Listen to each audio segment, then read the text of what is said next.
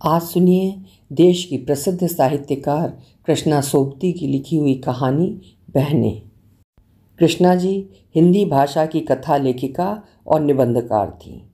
उन्हें अपने उपन्यास जिंदगी नामा के लिए 1980 में साहित्य अकादमी पुरस्कार से नवाजा गया। 1996 में उन्हें अकादमी के सर्वोच्च पुरस्कार साहित्य अकादमी फेलोशिप से भी सम्मानित किया गया। 2017 में उन्हें भारतीय साहित्य में उनके योगदान के लिए ज्ञानपीठ पुरस्कार मिला। प्रस्तुत है कहानी मेरी ज़बानी। मैं हूँ सीमा सिंह। आवेग में ओढ़नियाँ खिसकीं, बाहें बाहों से मिलीं और तीनों बहनें गले लग गईं, बड़ी, छोटी और मंझली। देह से लगी वर्षों की छाया क्षण भर के लिए अलग जा पड़ी। बचपन में माँ के आंगन और एक दूसरे से लिपटी वे तीनों। मीठे सगे दिन पलकों में तैरने लगे और आंखें भीग आईं।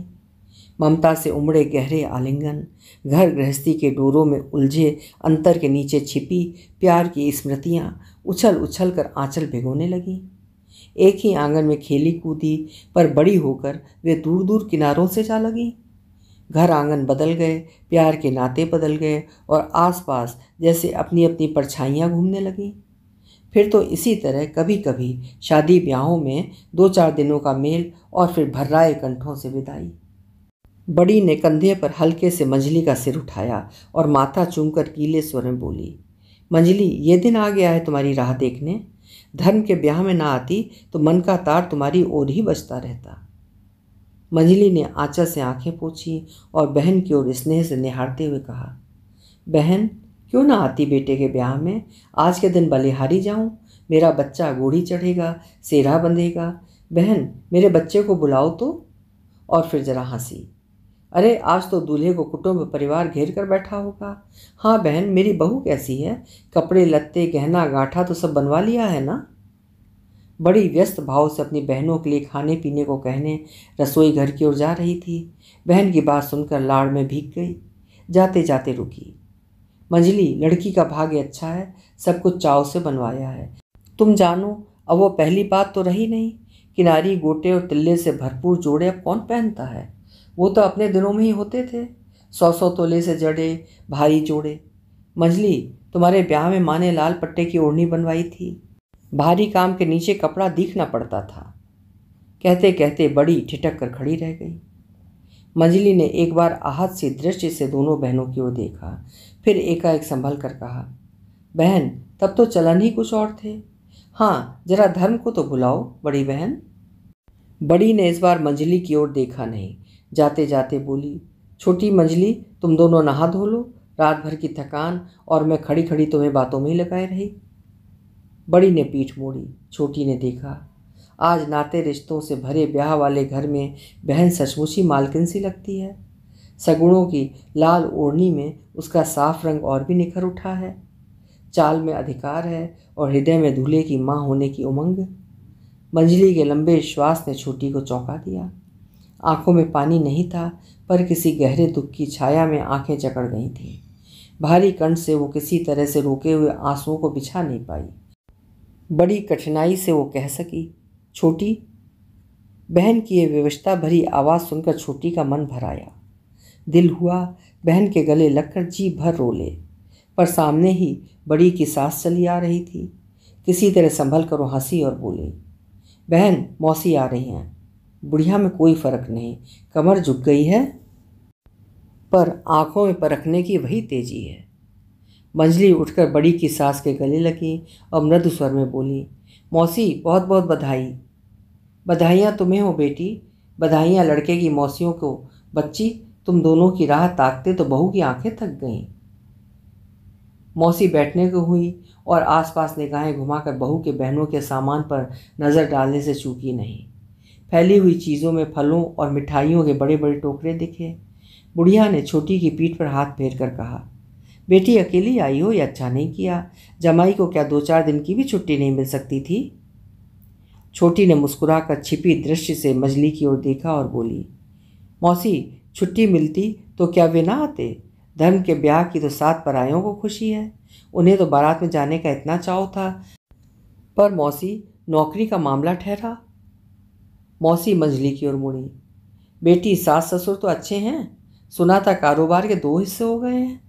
बेटी, देवर देवरानियां तो वही हैं ना? छोटे देवर के यहाँ लड़का हुआ है, बधाई हो। उस दिन शायद बहू ही कह रही थी कि देवर के लड़के को मछली गोद ले रही है। छोटी ने मछली के मुख पर विरक्ति की फीकी सी मुस्कान देखी, जैसे कह रही हो, मौसी इन सब बातों का क्या जवाब दूं? छोटी ने बुढ़िया को दूसरी ओर खींचा। मौसी, सुना है समधियों का बड़ा घर है, लड़की के भाई ठेकेदार हैं। मंजली बहन, इस बार तो मौसी को समधियों के यहाँ से मोतियों का हार आएगा। छोटी की बात सुनकर मंजली हंसी। छोटी मौसी को कितना पहचानती है? बहू की विधवा निसंतान बहन के परिवार के झगड़ों से निकालकर बुढ़िया को किसी दूसरी ओर ले जाना आसान नहीं। समधियों की बात सुनते ही मौसी सीधी होकर बैठ गई और उत्साह से बोली, बेटी, धर्म के लिए कोई एक रिश्ता था, लोगों ने चक्कर काट काट कर हमारी देहरी धुला डाली, पर तुम जानो हमें कोई लेन देन का विचार न था। मालिक की दया से घर में दिया हुआ सब कुछ है, भगवान सबको ऐसा दिन दिखाए। छोटी, किसी सयानी की ही दवा दारू कराओ, अपनी बहन को ही देखो, पूरे 10 साल बाद ये लड़का हुआ था, चिंता के मारे तो मेरा शरीर घुल गया था। बहू का भागी समझो कि मालिक ने उसकी सुन ली। हाँ मंजी, तुम भी कुछ सोचो, इस शरीर का क्या पता, हाथ से कोई काम कर्म कर डालो, देवर के लड़के को ही गोद लो। मौसी की बात पूरी होने से पहले ही व्यस्त भाव से बड़ी आ पहुंची। सास की ओर संदेह और शंका से देखकर बोली, छोटी, सूखे मुंह ये वक्त आ पहुंचा है, उठो, जल्दी नहाओ। कहते कहते बड़ी ने संकेत से छोटी को ऐसे देखा जैसे अब उसका क्षण भर भी यहाँ बैठना नहीं होगा। छोटी और मंजली एक साथ उठी तो बड़ी ने सास को कुछ अनचाहे से तीखे स्वर में कहा, अम्मा आते ही इन्हें बातों में ले बैठी, तुम्हारी ये आदत जाएगी नहीं। पहर हो गया, उनके मुंह आज पानी की बूंद तक नहीं पड़ी। बुढ़िया ने तेवर चढ़ाकर बहू की ओर देखा। कभी ज़माना था सास की इन आंखों के सामने बड़ी का सिर न उठता था, पर आज बुढ़िया को आंखों में नहीं, बड़ी के चेहरे पर उस अधिकार का बोध है। अब वो स्वयं सास बनने जा रही है तो किसी से क्यों डरेगी? सास ने पल भर में बहू की आंखों में छाए इस नए अधिकार को देखा, चाहा कि एक बार गरज कर बहू को ठीक कर दे। अपनी बहनों के लिए आज वो सास को नीचा दिखा रही है, पर दूसरे क्षण बहू शिकायत के स्वर में कह रही थी, अम्मा, कौन किसी के घर रोज रोज आता है, मंजली और छोटी से कोई ऐसी वैसी बात ना करना, तुम्हारे पेट में कोई बात नहीं रहती। लेकिन अम्मा, मेरी बहनें पहले ही कम दुखी नहीं हैं। बड़ी ने सास के उत्तर की प्रतीक्षा नहीं की। सास को लगा जैसे बहू आज्ञा दे रही हो। बड़े अधिकार भरे गर्व से बरामदे की ओर जाकर ऊंची आवाज़ से बोली, रामधन, मेरी छोटी ये सब मीठा नहीं खाएगी, हलवाई से कहो जल्दी से नमकीन निकाल कर दे जाए और मंजली के लिए भंडार से फल लेते आओ। सास को लगा जैसे बहू से सुना सुना कर कह रही है। उसका जी जल उठा। कभी था जब उसकी आज्ञा के बिना बहू किसी को पानी तक न पूछ सकती थी, और आज हाथ में हुक्म हासिल आते ही अपने सगों के चोचले मानने चली। क्रोध और दुख से सास का मन भर आया। जिन बेटों और पोतों के पीछे वो मनौतियाँ मना मना कर बूढ़ी हो गई है, उसी बहू के ये लक्षण। अब तक उसने क्या परिवार भर के नाते रिश्तों को एक आंख से नहीं देखा, और आज बहू को अपनी बहनों की पड़ गई है। अमीर होंगी तो अपने घर में होंगी, फिर ये अमीरी भी किस काम की? ना गोद खुली और ना बाल बच्चों का मुंह देखा। सोचते सोचते बुढ़िया भंडार के सामने वाले कमरे में बिछी चारपाई पर जा लेटी, लेकिन लेटे लेटे भंडार से निकलते रामधन के हाथ की तश्तरियों को देखने से चूकी नहीं। मंजली और छोटी नहा धो नाश्ता करने बैठी तो धर्म ने आकर मौसियों के पाँव छुए। मंजली ने पीठ पर हाथ फेरा, माथा चूमा और सिर से रुपए छुआ दिए। बड़ी कुछ कहते कहते रुकी। छोटी बहनों से क्या वो रुपए दिलवाएगी? पर मंजली की ओर देखकर ठिठक गई। जिन ममता भरी आंखों से मंजली ने लड़के को निहार कर उसका माथा चूम लिया है, वो ममता क्या उसकी अपनी ममता से कम है? क्षण भर भी उसकी दुखियारी बहन अपना दुख भूल जाए तो। मंजली ने कोई सुख नहीं देखा। माँ ने बड़ा घर देखकर ब्याहा, सुंदर पढ़ा लिखा वर आया, पर भाग्य के साथ किसका जोर? बड़ी जैसे बेटे के सगुणों के लिए इससे आगे कुछ सोचना नहीं चाह रही, पर प्यार के आंसुओं में मंजली का लाल कपड़ों में लिपटा चेहरा उभर आया। छोटी हंस हंस कर धर्म से कह रही थी, देखो धर्म, मैं तो मौसी वौसी कुछ नहीं, तुम्हारी बहन सी लगती हूँ। बहन का हक लिए बिना तुम्हें छोड़ूंगी नहीं। बड़ी का मन हुआ छोटी के लिए क्या ना बिछा दे। बोली, बेटा कहते क्यों नहीं, मौसी जो हुक्म करूं। इन्हीं पैरों का सदका आज ये दिन आया है बेटा। रात की रोशनी की जगमगाहट में दूल्हे का महकता फूलों का सेहरा चमचमा उठा। घोड़ी पर सोने का मखमली साज चमका और बड़ी बूढ़ियों के सगड़ों में ब्याह और गुड़चड़ी के गीत गूंजने लगे। बड़ी के गले में हार चमक रहा है और झोली में सगुड़ के दिए रुपए। गहनों से लदी छोटी बहनोई से हंस हंस कर परिहास कर रही है और मंजली जरा एक और हटकर खड़ी है। आंखों में जैसे बीते जीवन की तृष्णा लौट आई है। अभी अभी घोड़ी पर चढ़ने से पहले धर्म ने आकर मौसी के पैर छुए तो मंजली ने मृदु स्वर में आशीर्वाद दिया, जीते रहो बेटा, भगवान तुम्हें बड़ी उम्र दे, खुशी खुशी बहू को ब्याह कर लाओ। धर्म ने हंसती आंखों से मौसी की ओर देखा।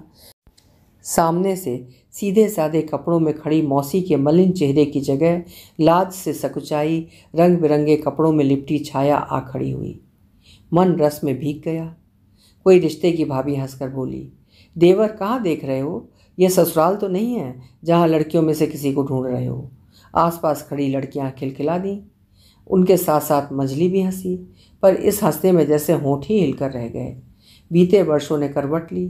मंजली सिर पर कपड़ा लिए द्वार पर खड़ी है। आसपास सहेलियों की भीड़ है। उसके मेहंदी लगे हाथों में फूलमाला काँप रही है। क्षणों बाहें ऊपर उठती हैं। मोतियों का गुथा सेहरा उसकी बाहों को छूता है और फिर एक लंबी सेहरन। मंजली ने मानो बंद आंखें खोली। वो औरतों के समूह से अलग खड़ी है। बाजे बज रहे हैं, उसका कंठ घुट रहा है।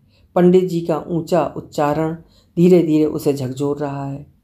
मंजली, ये बड़ी की आवाज़ है, क्या वो बहन को अपना ये दिल बताएगी। मंजली ने अपने से छूटकर इधर उधर देखा, पैर उठाए और घोड़ी के पास नाते रिश्तों के समूह में घिरे दूल्हे के पास जा पहुंची। भीड़ में से छोटी ने देखा। बहन का पीला सा चेहरा देखकर धक्का लगा। निकट आकर बोली, मंजली बहन, बड़ी ना भी लेना चाहे तो भी क्या, हम दोनों का कुछ देना नहीं बनता। मंजली ने सुना और बहुत अधिक अपनेपन की दृष्टि से छोटी को देखा। मन में प्यार उमड़ आया। आज इसी के बाल बच्चे होते। छोटी ने जैसे सहज में बहन के इस आकस्मिक स्नेह में उस मिठास की कल्पना का रूप देख लिया। मचलते से स्वर में बोली, मंजली बहन, लेन देन के लिए जो ढेर से कपड़े बनवा कर लाई हो वे क्या दोगी नहीं। मंजली उखड़ी और लौटी। उत्साह से बोली, जाओ छोटी, कपड़े यहीं उठवा लाओ, इस शुभ घड़ी में न दूंगी तो और कब दूंगी। कपड़े आए और जोड़े बंटने लगे। सेहरा गूंथने वाली मालिन, नाई, धोबी, साइज, नए पुराने नौकर, सभी कपड़े और रुपए। दूल्हे पर आशीर्वाद बरस रहे हैं और दूल्हे की माँ जात बिरादरी के सामने सिर ऊंचा किए खड़ी है। उसके पति का घर भरा भराया है तो पिता के यहाँ तथा बहनों के यहाँ भी कोई कमी नहीं। लड़के की मौसियाँ नम्र भाव से ये सब झेले जा रही हैं। बड़ी आज तक छोटी बहनों से लेने पर ना कहती रही है, पर आज वो क्या कहकर मना करे। लड़का उसका है पर आज के लिए तो सबका साझा है। बारात का चढ़ावा हो गया। बाजों की आवाज़ धीरे धीरे दूर होती गई। नाते रिश्ते और परिवार की औरतें मिलकर अपनी पराई बातें करने लगीं। बूढ़ी मौसी मंजली और छोटी के पास आकर बैठ गई और स्वर मीठा करके बोली, आज का दिन धन्य है बेटी, मेरा धर्म ब्याहने गया है, भगवान की छाँव हो उस पर। मौसियों को भी कम खुशी नहीं, बहनों का नाता ही ऐसा होता है बेटी। छोटी को बूढ़ी मौसी की इस भूमिका से न जाने क्यों असुविधा सी होने लगी। चाहा कि काम का कोई बहाना बनाकर उठ जाए।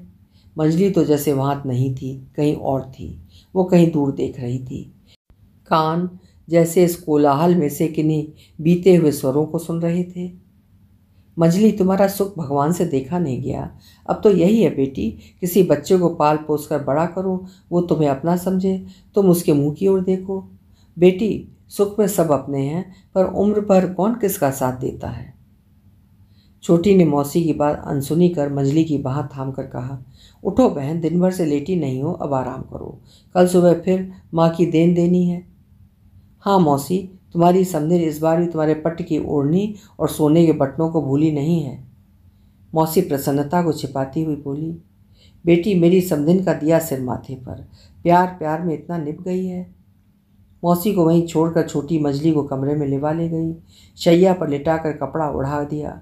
मजली ने विरोध नहीं किया और शून्य दृश्य से दो एक बार छोटी को देखकर आंखें मूंद लीं।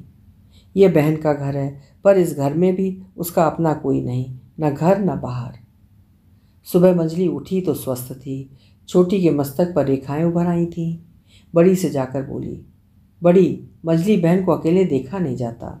ससुराल के भरे परिवार में भी वो कितनी अकेली है, ये तुम जानती हो। आज उसके पास कोई भी हो, कोई भी। बड़ी भंडार से देने के लिए नारियल निकलवा रही थी।